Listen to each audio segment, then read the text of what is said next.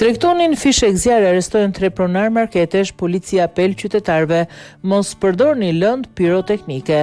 3 pronar marketesh në kombinat Kamz dhe Kruj janë arrestuar. Policia bën me dije se në subjektet e tyre u gjetën kuti me lëndë piroteknike që mbaheshin me qëllim shitjesh.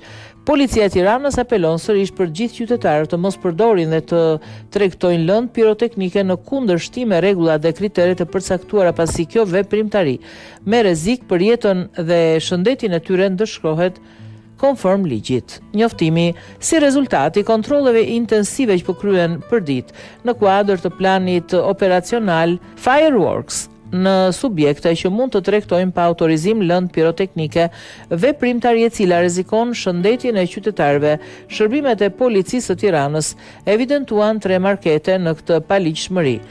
Për këto 3 raste u arrestuan shtetasit KK, AB dhe FSH, pasi në marketet e tyre, përkatësisht në rrugën e Qelqit Kombinat, në bulevardin Nën Tereza Kamz dhe në fshatin Hasan Kruj u gjet kuti me lëndë piroteknike që mbaheshin me qëllim shitjen.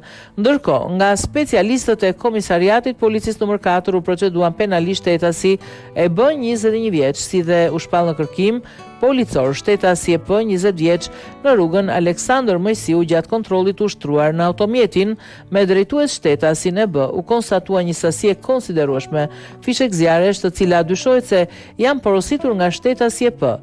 Punohet për kapjen e 20 vjeçarit dhe dokumentimin e plotë të rastit. Kontrollet vijojnë.